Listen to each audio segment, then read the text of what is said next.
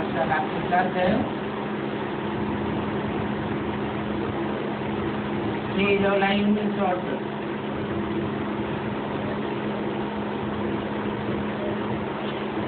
सभी बच्चों को बोल भी कहना पड़े।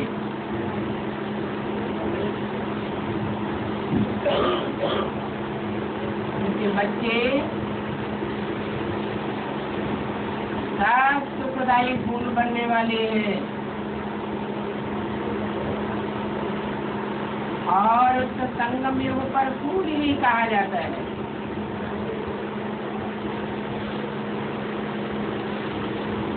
ये गार्डन है अल्लाह का, उसमें फूलों की वैरायटी है।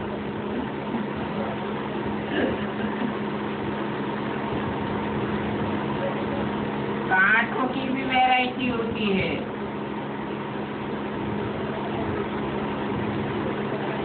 लेकिन फूल कैसे बनते हैं?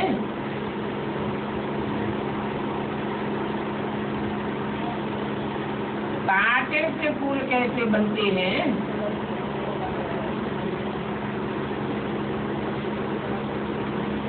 पर इससे पावन बनते हैं तो फूल बनते हैं,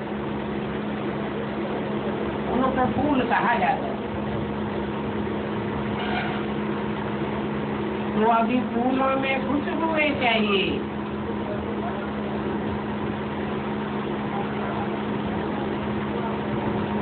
दिव्य गुणों की खुशबुएं हैं, जो कि ये चैतन्य फूल हैं, इनमें खुशबुएं हैं। जबकि आज की यात्रा में है और ज्ञान है, जितना याद और ज्ञान है उतना ही फूल भासेगा। और ज्ञान की खुशबुएं आवेगी।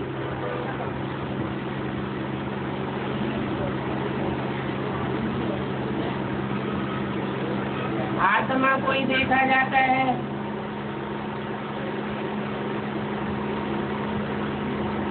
ये आत्मा ही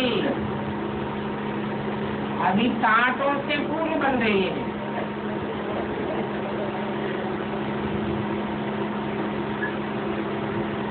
फिर कांटे बनेंगे, ये अभी हमको याद है। नई दुनिया में हम फूल बन जाएंगे, फिर याद नहीं रहेगा।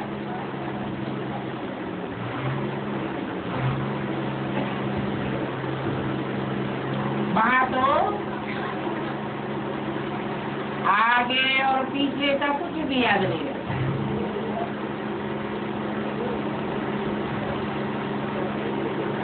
और सिवाय एक बात के कोई भी फूल बना ही नहीं सकता।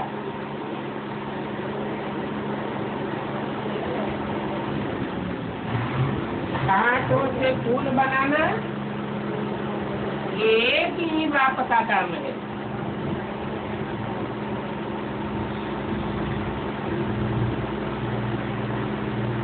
बात में वास्तव में कोई संशय नहीं आना चाहिए, परंतु माया इतनी प्रबल है जो संशय ला देती है। फूल बनते बनते कांटे बन जाते हैं। तो बाप में संशय लाने के कारण अनिश्चय बुद्धि बन जाती है।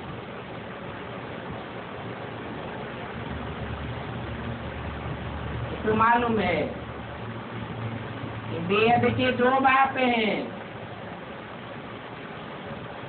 आत्माओं का बाप और मनुष्यों का बाप। आत्माओं का बाप जो शिव ज्योति बिंदु है,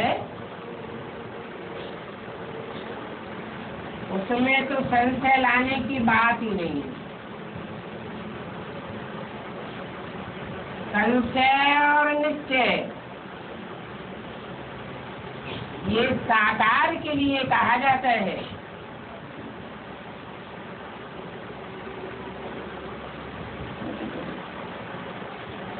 और वो निराकार बाप साकार में आया हुआ है, मुकर्रर रथ में आया हुआ है। तो बात पर पक्का निश्चय है तो निश्चय बुद्धि। माया निश्चय को उड़ाए देती है तो अनिश्चय बुद्धि। मनसा में माया तूफान लाती है ना,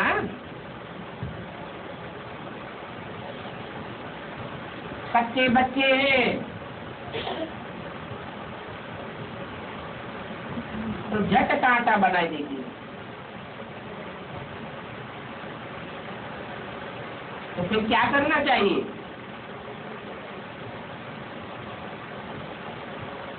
कांटेपन की बदबूएं ना आवे, इसके लिए क्या उपाय है? एक ही उपाय है,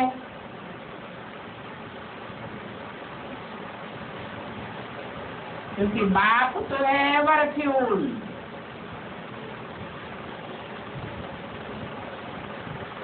और वह बाप कांटा नहीं बनता है।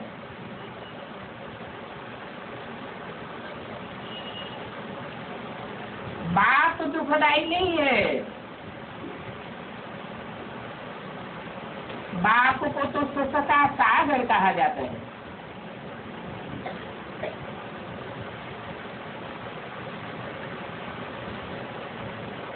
ये जो दादा है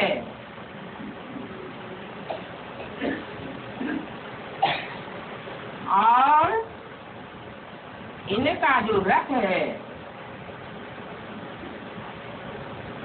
क्योंकि दादा कहने से फिर संबंध हो जाता है।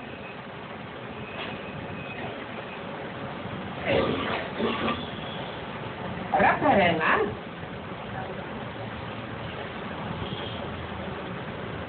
ये भी बड़ा भारी कांटा था।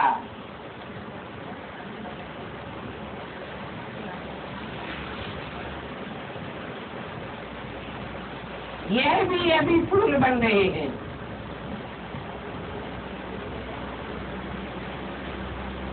यह किसके लिए कहा?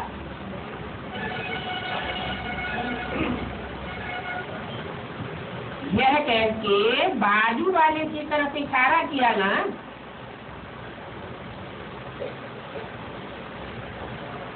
और सच की वाणी है तो किसके लिए इशारा किया? ब्रह्मा बाबा के लिए कांटा बताते समय भी शब्द भी लगाई दिए। क्या बोला? यह भी बड़ा कांटा था। He is also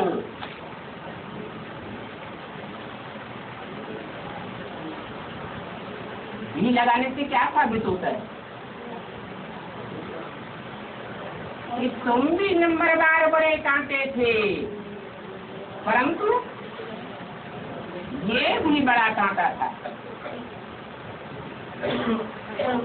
और ये अभी फूल बन रहा है। कौन? ये ब्रह्मा भी फूल बन रहा है, बना नहीं है। कोई तो बुद्धि में बैठा हो,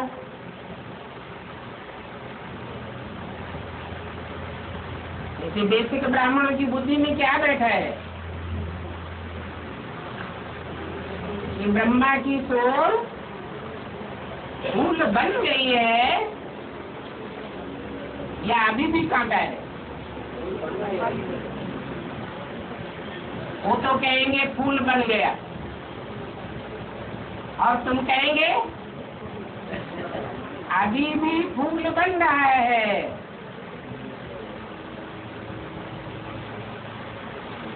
इसलिए शंकर के माथे पर अधूरा चंद्र दिखाया जाता है।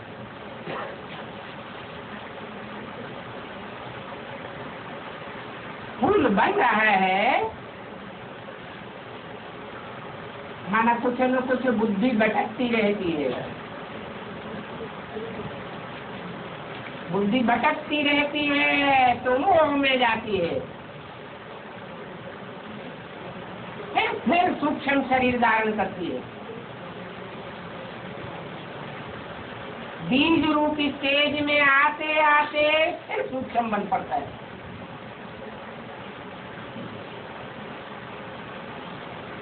तो अभी तुमको फूल कहेंगे नंबरवार पुरुषार्थ अनुसार, क्योंकि तुम कौन से युग पर हो? तुम हो पुरुषोत्तम संगम युग पर।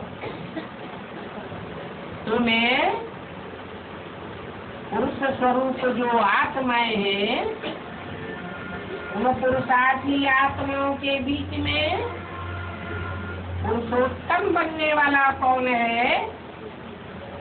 ये निश्चयात्मक बुद्धि से ज्ञान हो गया है।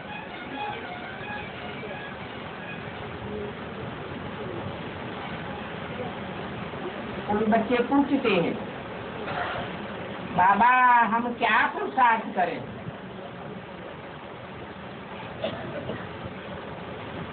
बाप कहते हैं निरंतर याद में टिकने का ही रूल है। क्या पुरुषार्थ करें? निरंतर याद में टिके। अच्छी रीति याद नहीं करते हो, क्योंकि अपन को पक्का पक्का आत्मा नहीं समझते। सदैव बुद्धि में रहे कि आत्मा ही सभी कुछ करती है। बाप पराये शरीर में आया है, रावण राज्य में आया है। उनका अपना शरीर होता नहीं है और उनका नाम सदैव शिव है।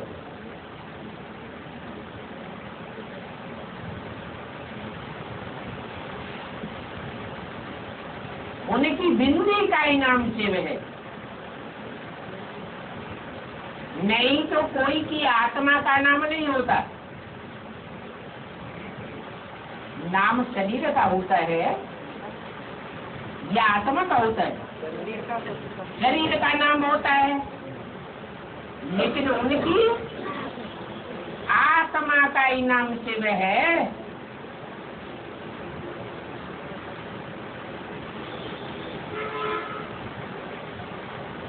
इनका अपना नाम है।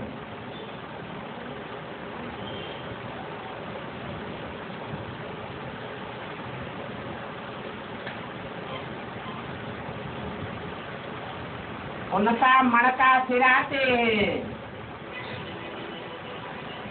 बाकी मेरा नाम शिव ही, बदलता नहीं है। जब शरीर बदलते हैं तो नाम भी बदल जाता है, बाकी है तो मनुष्य मात्र। सूक्ष्म वतन का तो समझाया। ध्यान में मम्मा बाबा देखते हैं, वो भी यही है। संपूर्ण मम्मा बाबा का साक्षात्कार होता है।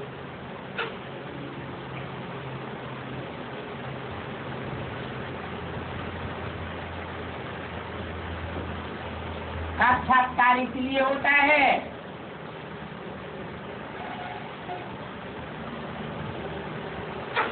कि इनको पक्का हो जाए कि ऐसा बनना है।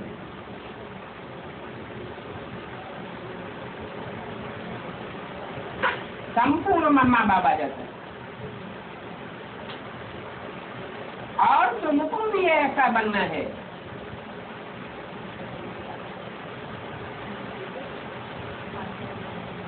सूक्ष्म वतन में क्या बाबा का रूप देखती हो?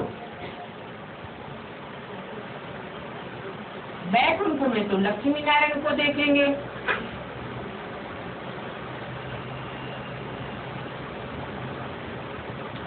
तो ऐसा पवित्र बनना है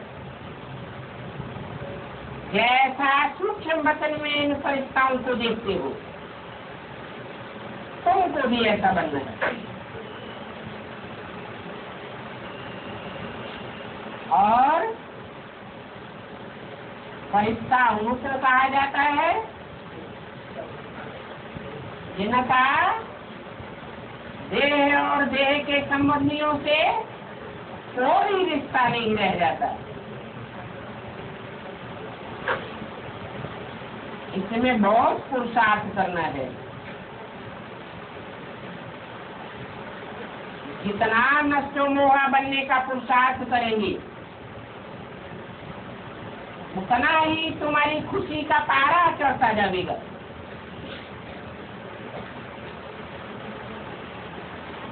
जितना जितना तुम तमो प्रधान बने हो, उतना याद की यात्रा से तमो से रजो और रजो से सतो सामान्य फिर सतो बन जाएंगे और यात्रा से ही बनेंगे। कल्प कल्प तुम बनते हो।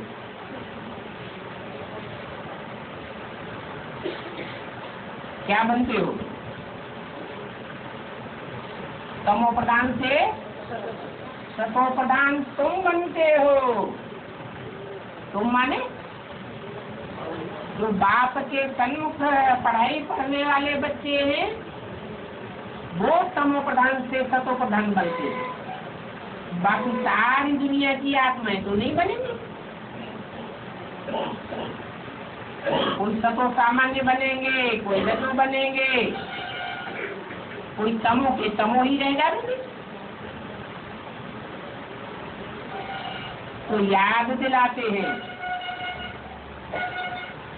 कि कल तो पहले भी हमने ही कहा था,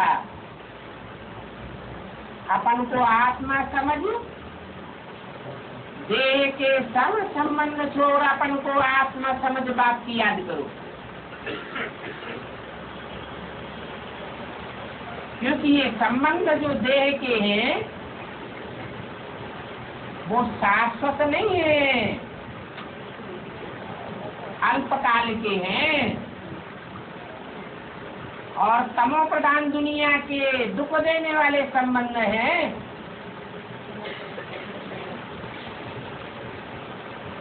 तुम तो आत्मा हो।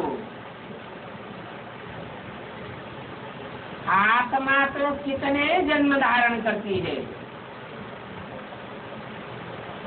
और जन्म जन्मांतर कितने संबंधी बनते हैं, परंतु इस लास्ट जन्म के संबंधियों से बुद्धि योग तोड़ना कितना कठिन हो जाता है।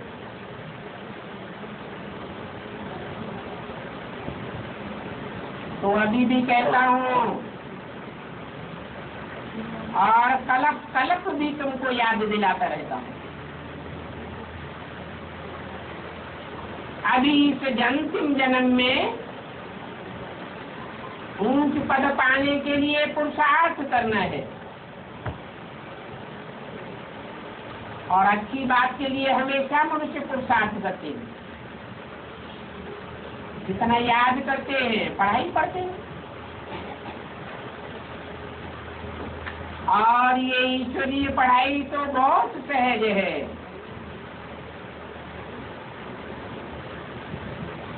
अपने 84 जन्मों को जानना है।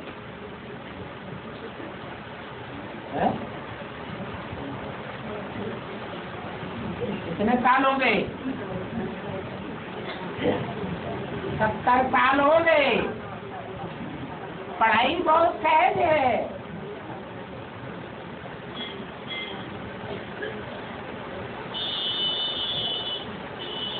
और पढ़ाई का अंतिम तंत्र क्या निकलता है? 84 जन्मों की स्मृति आ जाए तब कहेंगे कि आत्मा बने।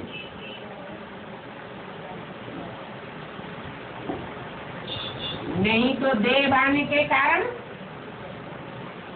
आगे पीछे के जन्मों की स्मृति ही नहीं रहती।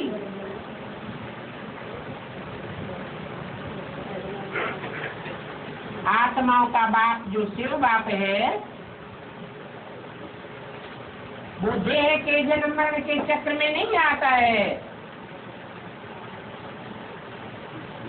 तो उसको हमारे अनेक जन्मों की आगे पीछे की स्मृति है।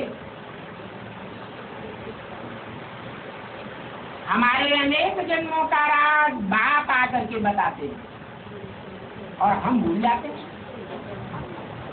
क्यों भूल जाते हैं? कारण क्या है? कि बाप देह के बंधन में नहीं आता और हम देह के बंधन में आते हैं, और अभी भी देह और देह के संबंधियों के बंधन में आत्मा बंधी हुई है। इसलिए आत्मा को अपने 84 जन्मों की स्मृति नहीं है। तो मुख्य बात ये भी है कि चक्र को जानना और बाप को याद करना। स्कूल में पढ़ाने वाला भी याद आता है और तुम्हारी एम ऑब्जेक्ट भी याद है क्या? पढ़ाने वाला सुप्रीम टीचर है। सुप्रीम टीचर है जो पढ़ाने वाला है, उसको याद करेंगे तो याद नहीं कही जाएगी, वो भी याद है। चाहे बाप को याद करो, चाहे टीचर को याद करो, चाहे सदगुरु को याद करो, याद तो है। और तुम्हारा एम ऑब्जेक्ट है घर से नारायण है, नारी की लक्ष्मी बनना। तो पढ़ाई का जो एम ऑब्जेक्ट है, अगर उसे भी याद किया तो भी याद पक्की। इसके लिए बोला कि सबसे सहज पुरुषार्थ है नारायण को याद करना। याद किया और पढ़ाई पढ़ी, बस, और कुछ भी याद नहीं करना है। तो ये बातें कोई डिफिकल्ट तो नहीं है। बात तो बहुत सहज करके समझाते हैं। समझते हो? हम सत्व प्रधान एक, फिर गिरे तो तमो प्रधान बने, गिरे तो जरूर है। और ये पुरुषोत्तम संगम युग है, एक ही जन्म है। गिरे हुए को उठने का, पुरुषोत्तम बनने का युग है। हर एक आत्मा 84 के चक्र में जितने भी जन्म लेती है, उन जन्मों में ये सबसे श्रेष्ठ जन्म यहाँ होता है। वो भी पुरुषोत्तम, और उन पुरुषों में उत्तम के उत्तम पुरुष ये लक्ष्मी नारायण राधे कृष्ण कहो। सीताराम को तो पुरुषोत्तम नहीं कहेंगे।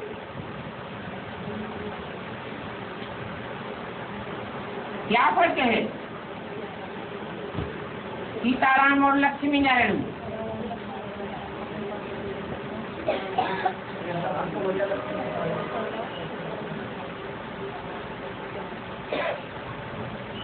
सीताराम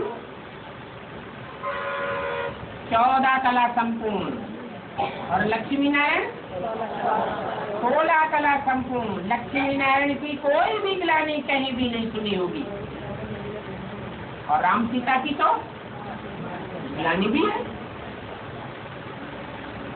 वो राम सीता तो 25% कम हो जाती है।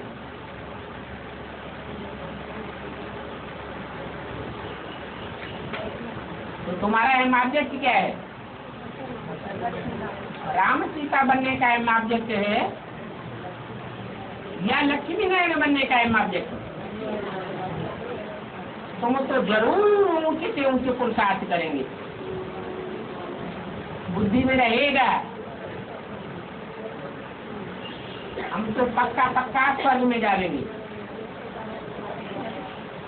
स्वयं ही स्वर्ग में नहीं जाएंगे, जावे तो पक्के स्वर्ग में जावे। बाबा के बच्चे बने हैं तो बाबा के द्वारा जो नई दुनिया स्थापन होती है उसमें जावे। कौन सी दुनिया स्थापन होती है बाबा के द्वारा? सतयुग।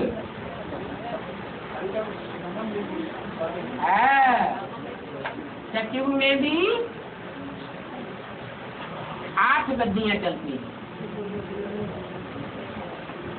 और उन 8 गद्दियों को गिरती कला वाला युग कहेंगे या चढ़ती कला वाला कहेंगे? वो भी गिरती कला वाला युग है। उसका हिंदू मुसलमान ईसाइयों के शास्त्रों में कोई गायन नहीं है। तो बाप तो तुम बच्चों के लिए उससे भी ऊंची दुनिया स्थापन करते हैं जिसका शास्त्रों में गायन है। बैकुंठ, पैराडाइज, मुसलमानों में कहते हैं जन्नत। याद तो करते हैं ना? तो बाबा के बच्चे बने हैं तो नई दुनिया में जावे।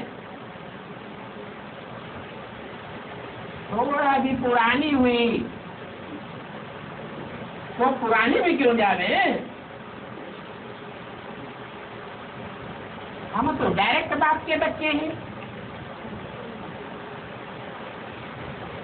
तो सतयुग में सुख बहुत होता है, इसलिए बाप कहते हैं मेहनत करो।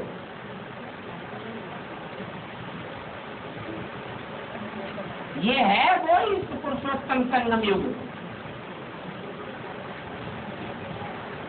और गीता है आज सनातन देवी देवता धर्म का शास्त्र।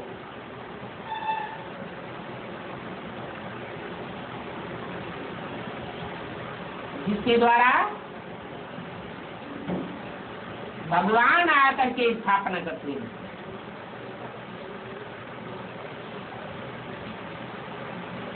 और गीता में ही ये अक्षर है मनमना भव।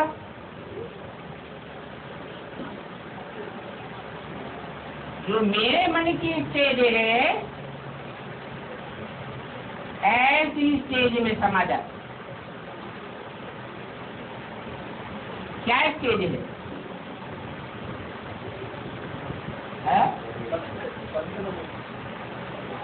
मेरे मन की स्टेज है निराकारी, निर्विकारी, निरहंकारी।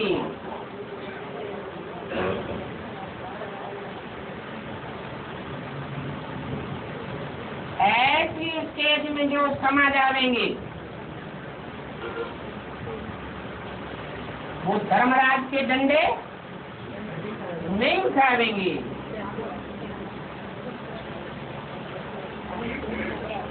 ये है ऊंच से ऊंच स्वर्ग।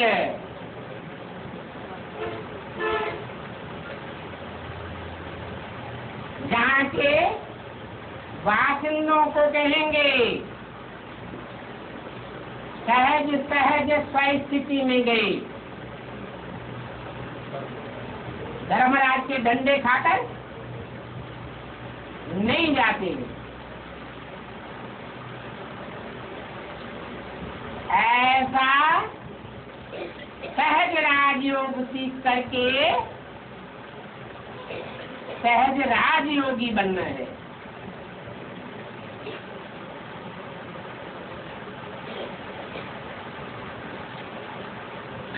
और कोई भी शास्त्र में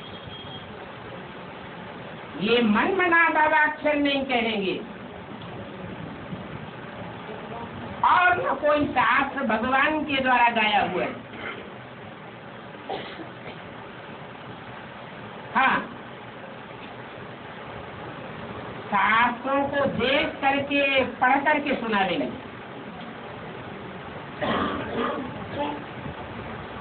कि कृष्ण भगवान वात मामेकम याद करो।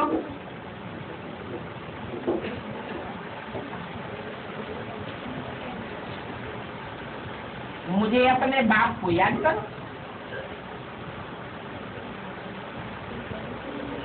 तो कृष्ण तो बच्चा है, फिर बाप को याद करो ये कैसे साबित हो? जरूर कोई रोला है। अरे कृष्ण को बाप थोड़ा ही कहेंगे।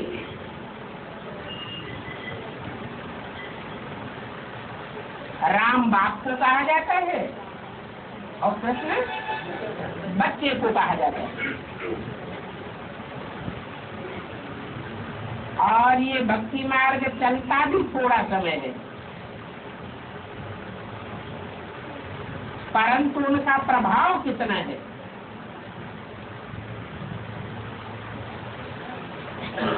बच्चे ये बात समझते भी हैं। ये माया का 500-200 वर्ष का है, थोड़े समय का है, परंतु फिर भी माया बड़ी दुस्तर है।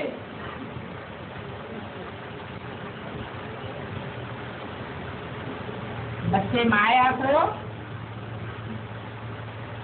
प्राप्त नहीं कर पाते। यहाँ से गिरा, विकार में गया तो साफ खत्म हो जाता है। कहेंगे पति तो बन गया,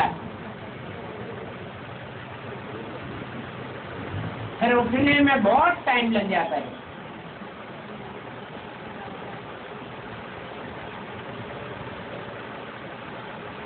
कमाई बड़ी भारी है।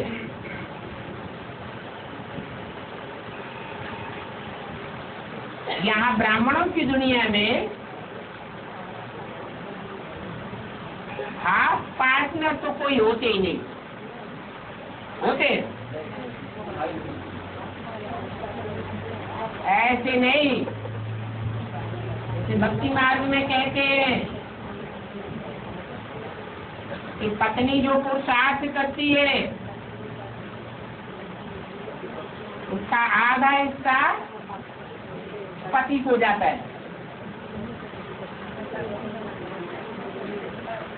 ऐसा यहाँ कुछ भी नहीं है, क्योंकि यहाँ पति पत्नी है या आपस में भाई बहन है। यहाँ तो भाई बहन है, तो दो बातें बुद्धि में क्यों रखनी चाहिए?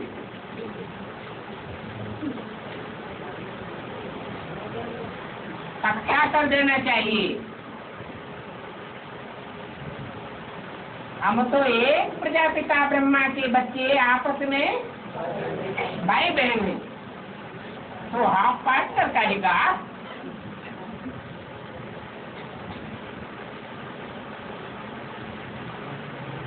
फिर भी देखो कितनी ठगी लगी पड़ी है।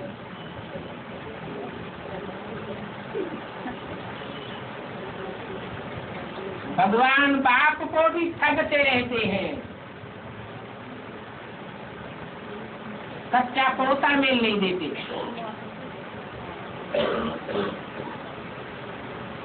ये बात तो कहते हैं हर एक बच्चे को अपना पूरा पुरुषार्थ करना है और मार्क के अनुसार ही पास होंगे। एक बार पास हो गए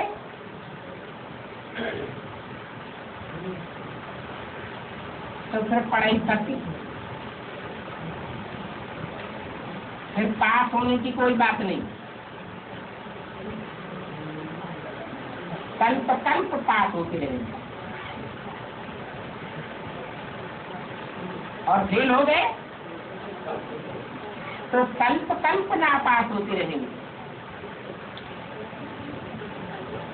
फिर कुल पास होकर के स्वर्ग में जाने का उपाय नहीं रहेगा।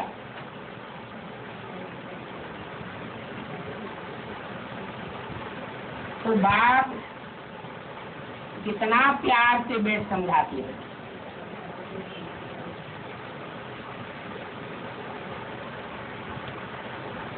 धर्मराज की तरह मार तो नहीं लगाते हैं,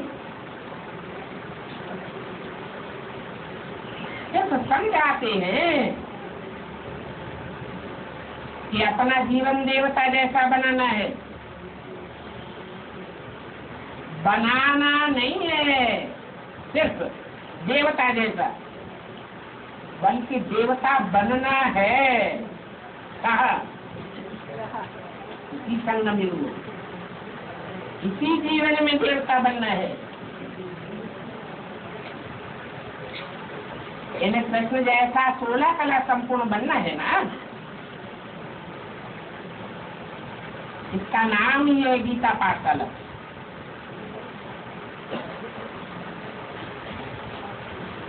यही एक शास्त्र है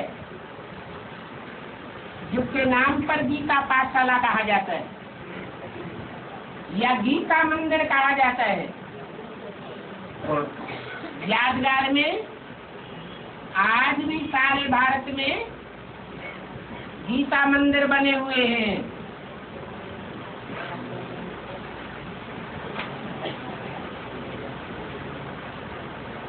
ये कोई इस्लामी बौद्धिक क्रिश्चियन की पाठशाला नहीं है।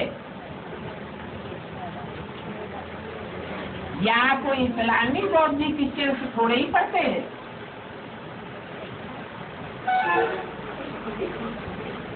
जो उनकी पाठशाला नहीं है वहाँ कोई गीता का पाठ पढ़ाया जाता है क्या? तेज वाली सच्ची वाणी का दूसरा चीज, उनका तो एम ऑब्जेक्ट ही नहीं है क्या? बौद्धियों का, क्रिश्चियंस का, मुसलमानों के शास्त्रों की जो पढ़ाई है उसमें एम ऑब्जेक्ट नहीं है, और तुम्हारी पढ़ाई का तो एम ऑब्जेक्ट है कि हे नर अर्जुन और हे नारी द्रौपदी, तुमको पुरुषार्थ करके नर से नारायण और नारी से लक्ष्मी बनना है। ये गीता ज्ञान लेकर, गीता ज्ञान में ही राजयोग की बात आई हुई। और फिर ये भी है कि क्राइस्ट बुद्ध आदि नहीं कहेंगे कि मैं बाप भी हूँ, शिक्षक भी हूँ और तुम्हारी सदगति करने वाला सदगुरु भी। बल कहते हैं कि बुद्ध पार निर्वाण गया, माना सदगति हो गई, मुक्ति हो गई। परंतु बाप कहते हैं एक की भी मुक्ति नहीं होती। सब आत्माएं इसी दुनिया में दुर्गति में जाती रहती है।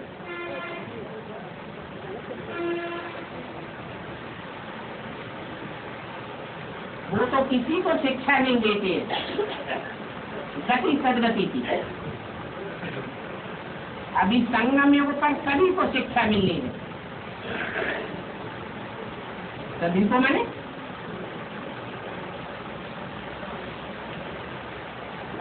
गति माने मुक्ति की, और सदगति माने जीवन में रहते हुए दुखों से मुक्ति की शिक्षा सभी धर्म वालों को मिली है, भले एक जन्म की सदगति क्यों न हो। हिसाब किताब सभी को चुप करके घर चलना है। ऐसे भी नहीं है कि जो त्रेता में आने वाले हैं वो सब सतयुग में आ गए, नहीं। त्रेता में आने वाले सब सतयुग में नहीं आवेंगे, बहुत थोड़े हैं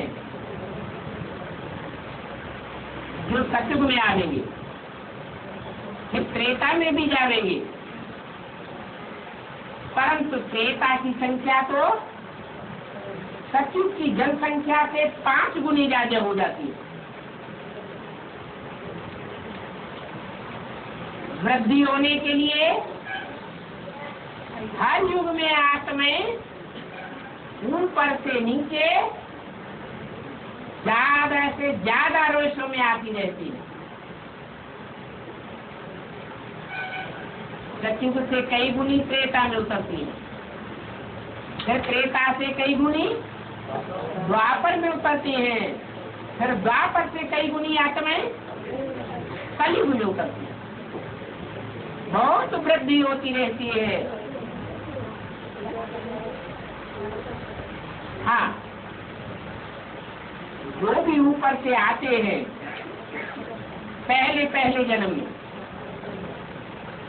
उन सब आत्माओं को बेहद के बाप से बेहद का स्वर्ग का वर्षा मिलता है। क्या बात नहीं? एक जन्म स्थिति का वर्षा सबको मिलता है।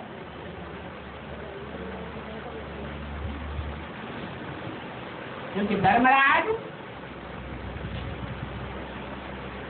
दंड देकर सबके देहभान को यही खलास कर देता है। सब आत्मिक स्थिति में स्थिर होकर के बाप के घर में जाते हैं, और जब आते हैं तो भी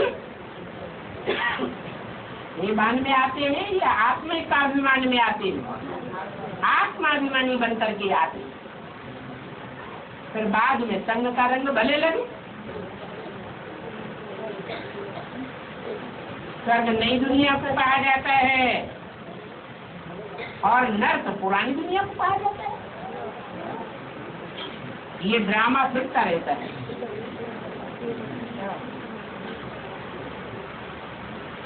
ये बच्चे जानते हैं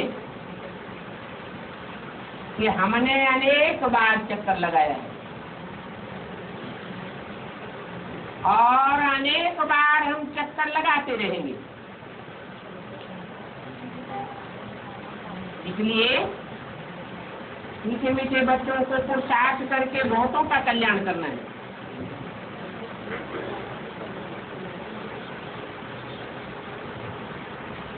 तुम बच्चे ही बहुतों का कल्याण करेंगे जो पूरा चक्कर लगाते हैं, और आत्मा इतना कल्याण नहीं कर सकेगी। तुम बच्चे फील करते हो, उस बात को नहीं जानते, उनको आर्फन, नास्तिक, निर्धन का कहा जाता है। ये बात बरोबर सच्ची है। बाप के ऑक्यूपेशन को सिवाय तुम्हारे और कोई नहीं जानता।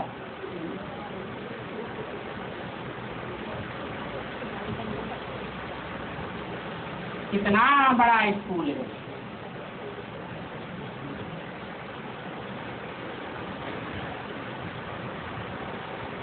क्या है बाप का ऑक्यूपेशन?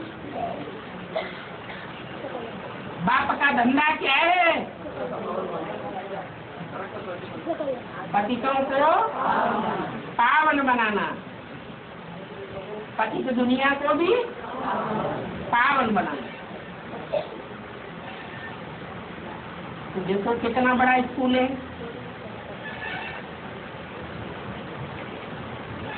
बाप आकर डोरा पा देती है।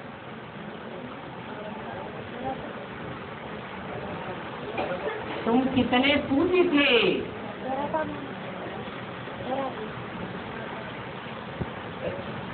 तो कहा जाता है ना कि अरे हमने तुमको इतना पूज्य बनाया, फिर भी तुम पतित बन पड़े। बोला है ना, दुरापा माने उलाहना देते हैं। तुम पूज्य थे, फिर पुजारी बन गए।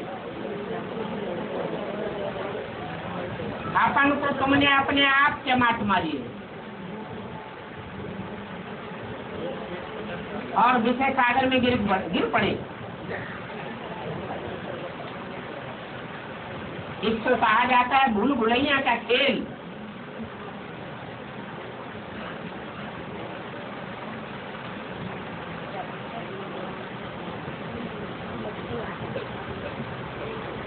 खेल खेलते हैं ना,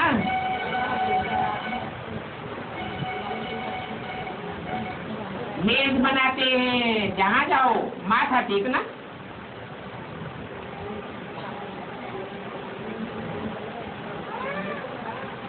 दीवार में माथा रगड़ते रहते हैं। झंडे वाले को बुलाते हैं कि रास्ता बताओ।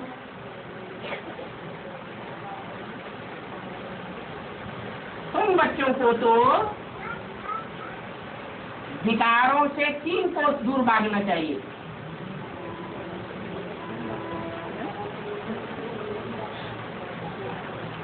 क्या कहा? कैसे भागेंगे 3 कोस दूर? है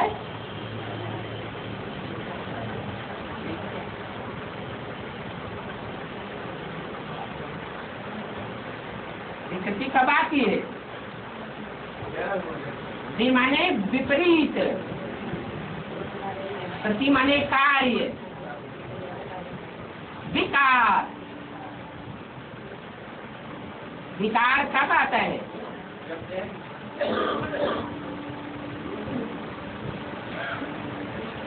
विकार से दूर रहने के लिए सन्यासियों ने क्या किया?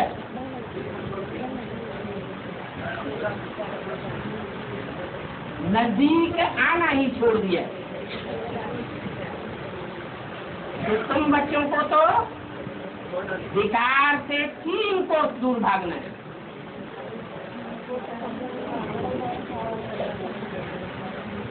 बुद्धि विकार से दूर ही रहे।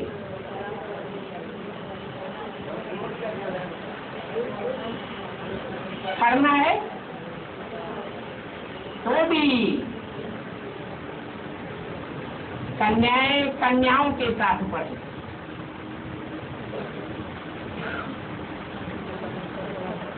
आज की पढ़ाई में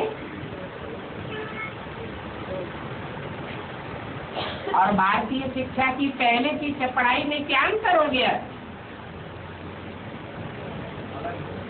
पहले गुरुकुल में पढ़ाई पढ़ते थे तो कन्याएं अलग पढ़ती थी और कुमार अलग पढ़ते थे। विकार की कोई बात नहीं आती थी। और अभी विदेशियों और विधर्मियों का ऐसा प्रभाव पड़ा कि हर एक गांव-गांव में, शहर में, कस्बे में भारत के अंदर सह शिक्षा चलाई गई।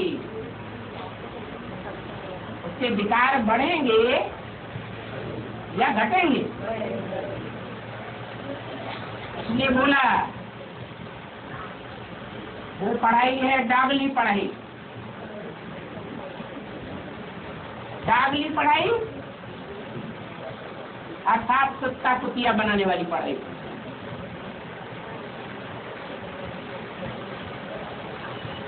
तो बाप तो सेफ्टी की बात बताते हैं।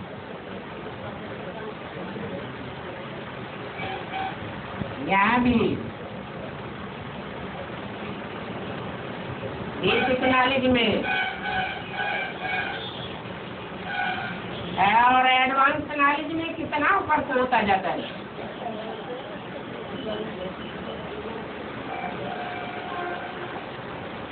इसलिए बोला कि प्रदर्शनी करते हो तो पुरुषों को समझाए,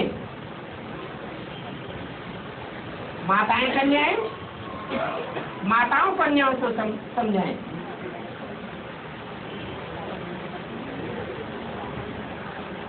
जयपुर में कुमारियों का स्कूल है।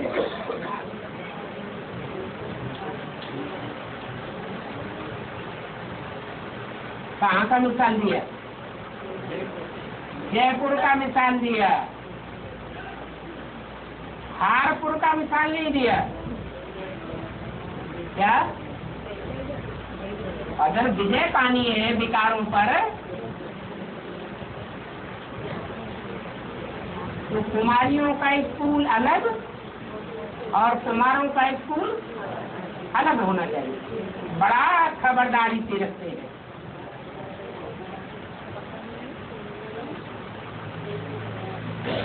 परंतु बाप कहते हैं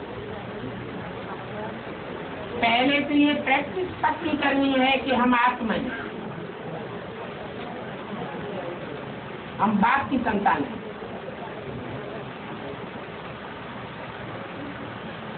और हमको बाबा पढ़ाती है, हमारी आत्मा पढ़ती है, शरीर नहीं पढ़ता है। हर एक बात आत्मा ही सीखती है।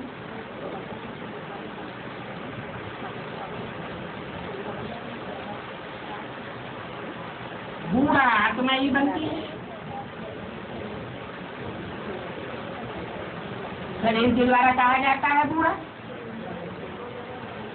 आत्मा तमोप्रधान बनती है, फिर सतोप्रधान की आत्मा बनती है। आत्मा ही शरीर लिया। आत्मा कहती है हम ये फलाना शरीर छोड़ करके दूसरा लेंगे। ऐसी अगर अंत में स्मृति आती है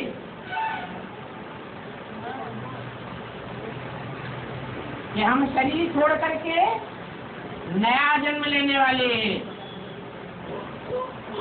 उसको कहा जाता है आत्माभिमानी बनना। और ये बाप ही सिखलाती है। तुम पक्का याद करो, नहीं तो तुम आत्मा को घड़ी घड़ी भूल जाते हो। यहाँ आते हो तो यहाँ भी याद करना चाहिए। पहले अपन को आत्मा समझ बाप को याद करो। यहाँ आने से ही एक दूसरे को सावधान कर देना चाहिए कि बाप के सामने बैठे हो तो आत्मा भाई भाई बन करके बैठे हो। अपन को आत्मा समझ बाप से सुनो। अच्छा, मीठे मीठे सिकीले बच्चों को बाप दादा का याद क्या है? Good night.